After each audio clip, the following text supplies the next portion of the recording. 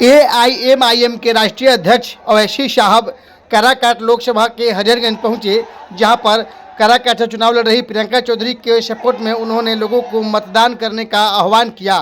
आइए सुनते हैं उन्होंने नरेंद्र मोदी और लालू यादव को अपने शब्दों के बाण से कैसे घेरा।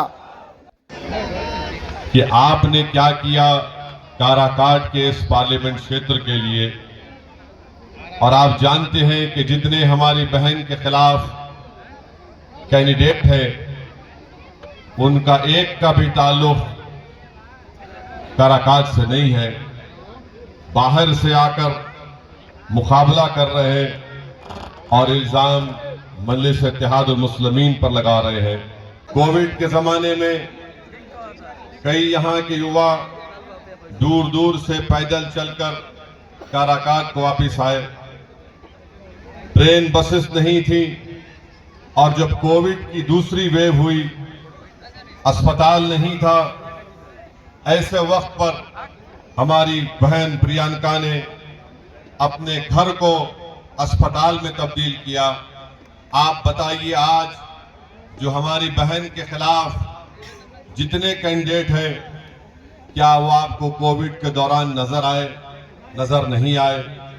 तो मेरे अजीज दोस्तों और बुजुर्गों, हम आपसे अपील कर रहे हैं कि 1 तारीख के दिन आप काराकाट से हमारी बहन प्रियंका को, जो मल्ला समाज से उनका ताल्लुक है, उनको कामयाब करिए। यही सामाजिक न्याय की कामयाबी होगी। लालू जी, हम आपको बताना चाह रहे हैं कि आपने बरसों MY का नाम लेकर सबकी आंखों में धूल झोंका। लालू जी, हम आपको बताना चाह रहे हैं कि आपने MY का नाम लेकर आपने सत्ता तो हासिल कर लिया। आप बरसों मुख्यमंत्री बने, फिर आपने अपनी पत्नी को मुख्यमंत्री बनाया। उसके बाद आपने अपने दोनों बेटों को विधायक बनाया। अपनी बेटी को आपने मेंबर ऑफ पार्लियामेंट बनाया। फिर आपने अपने एक दामाद को, जो उत्तर प्रदेश के हैं, उनको आपने सांसद बनाया। लालू जी, आपका दिल कब भरेगा बताइए? भारत की जनता ऐसा फैसला देगी कि तीसरी मर्तबा इस देश का प्रधानमंत्री नरेंद्र मोदी ना बने। मैं आपको बता रहा हूं, वादा कर रहा हूं कि MIM पार्टी यकीनन पूरी कोशिश करके किसी ऐसे शख्स को इस देश का प्रधानमंत्री बनाएगी जिसका ताल्लुक बीजेपी से और नरेंद्र मोदी से ना हो। हम इसका आपसे वादा कर रहे हैं। मगर याद रखिए, इसका यह मतलब नहीं है कि हम इनकी गुलामी करते रहेंगे। मैं लालू यादव और उनके परिवार को अपना नेता नहीं मानता। इसलिए नहीं मानता हूं क्योंकि मेरा मानना यह है कि आप में उनसे ज्यादा काबिलियत है, और अपने परिवार से तुमने 2-2 अपनी बेटियों को टिकट दे दिया। तुमने 2-2 अपनी बेटियों को टिकट दे दिया। बताओ मेरे अजीज दोस्तों और बुजुर्गों, इससे ज्यादा बेइज्जती और क्या हमारी हो सकती है? आप यूनिफॉर्म सिविल कोड का बिल लाया जाएगा तो क्या राजद का माले का कोई MP उठकर उसकी मुखालिफत कर पाएगा? कोई नहीं कर पाएगा। वो बोलेंगे नहीं नहीं, ये छोड़ो, तुम्हारा कोई काम नहीं, हम देख लेंगे। मेरे भाई, आप ताकतवर हैं, मगर आपको अपनी ताकत का अंदाजा नहीं है। इसीलिए मेरी आपसे अपील है कि आप मुत्तहिदा तौर पर अपने के वोट का इस्तेमाल करिए। 2014 में जब आए थे तो कहा था 6 दिन लेकर आऊंगा, कहा था ना। फिर कहा था कि भाइयों बहनों 15 लाख डालूंगा। फिर कहा था 2 करोड़ नौकरी दूंगा हर साल। 2014 हो गया, 2019 शुरू हुआ तो मोदी ने कहा मैं आपका चौकीदार। कहा था ना, मैं आपका चौकीदार हूं। फिर चुनाव हो गया तो कहा मैं आपका सेवक हूं। फिर कहा सेवक हूं। अब 24 आ गया तो कह रहे हैं कि मैं बायोलॉजिकली नहीं पैदा हुआ। अब मोदी ये कह रहे हैं कि मुझे खुदा ने, शक्ति ने किसी मकसद के लिए पैदा किया है। अब वो दिन दूर नहीं है कि नरेंद्र मोदी कह देंगे कि मैं ही सब कुछ हूं, मेरी पूजा करो। आप बताइए, नरेंद्र मोदी अगर ये कह रहे हैं कि ऊपर वाला एक शक्ति, एक मकसद के तहत उनको यहां पर पैदा किया है। मोदी जी, जब कोविड के 2 वेव हुए तो बिहार के नौजवान जब मुंबई से, दिल्ली से, हैदराबाद से, बेंगलुरु से पैदल चलकर आ रहे थे, तो क्या इसीलिए ऊपर वाले ने आपको प्रधानमंत्री बनाया था कि उनको तकलीफ पहुंचाई जाए? बताओ मोदी, जब आप कह रहे हैं कि आपको ऊपर वाले ने काम के लिए रख दिया, तो आपने पूरे देश को बंद कर दिया। 130 करोड़ जनता को नरेंद्र मोदी ने चंद घंटों की भी मोहलत नहीं दी और कहा कि भाइयों बहनों लॉकडाउन होगा, देश को बंद कर दिया मोदी ने। अब मोदी ये समझ लगे हैं कि मैं हूं तो भारत है, मैं नहीं है तो भारत नहीं है। मोदी जी, आप गलतफहमी का शिकार हैं। भारत बहुत बड़ा है।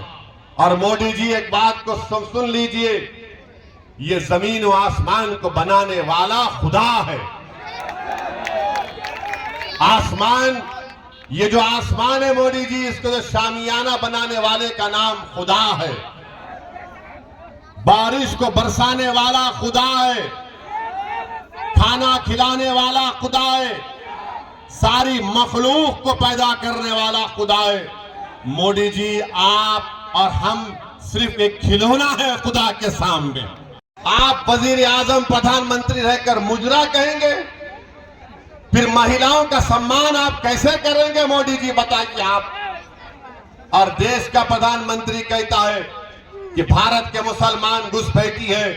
मोदी जी, हम घुसपैठी नहीं है। याद रखो मोदी जी, जब देश की आजादी की लड़ाई बिहार में लड़ी जा रही थी, उस वक्त तो लड़ने वाले आरएसएस के लोग नहीं थे, चड्डी पहनकर फिरने वाले। लड़ने वाले हमारे बुजुर्ग थे, जो जेल की सजाओं को भुगते, अंग्रेजों की लाठियां अपने सर पर खाई, अपना सब कुछ कुर्बान किया, और आज हमको घुसपैठी कहती है। और देश के प्रधानमंत्री को हम कहना चाह रहे हैं कि आप जब तक जिंदा रहेंगे और जब तक दुनिया रहेगी, आपने जो हमारी बेइज्जती की और ये कहा कि हिंदू बहनों के गले से मंगलसूत्र निकालकर मुसलमानों को दे दिया जाएगा। मोदी जी, अगर इस देश में अगर कोई हिंदू बहनों के मंगलसूत्र की हिफाजत करने के लिए अगर जान के नजराने अगर कोई देता आया और देता रहेगा तो मुसलमान है। हम किसी बहन के गले से उतरा मंगलसूत्र लेने वाले नहीं हैं। मोदी जी, क्या हमारी गीरत नहीं है? क्या हम में हमियत नहीं है? कि हम में इज्जत नफ्स नहीं है? कि कैसे तुमने हमारी बेइज्जती करने के लिए इस तरह की बकवास की? देश की जनता देख रही है, देश का वो तमाम नौजवान देख रहा है कि देश का प्रधानमंत्री क्या क्या बोले जा रहे हैं, और बार बार बोल रहे हैं कि मैं आरक्षण ले लूंगा। याद रखो, बिहार के युवाओं को मैं पैगाम दे रहा हूं, जिस तरह मोदी ने आर्मी, एयरफोर्स और नेवी में अग्निवीर की स्कीम को लाए, जिसमें लाकर मोदी ने कहा कि सिर्फ 4 साल की नौकरी रहेगी, उसके बाद तुमको छोड़ना पड़ेगा भारत की आर्मी को, नेवी को और एयरफोर्स को, और तुमको सिर्फ 10 लाख या कुछ पैसे दे दिए जाएंगे। वो नौजवान जो देश की आर्मी और एयरफोर्स में जाना अपने गांव के लिए एक बाइज़ इज्जत और फख्र महसूस करता था, मोदी ने उसको 4 साल कर दिए। सुनो बिहार के नौजवानों, मैं आपको पैगाम यही देने आया हूं कि इस मौसम की गर्मी को मत देखिए। इस देश की नफरत की गर्मी को खत्म करने के लिए हम आपसे अपील कर रहे हैं कि 1 तारीख के दिन आप काराकाट से और बक्सर से हमारे उम्मीदवारों को कामयाब करिए। पतंग छाप पर बटन दबाइए।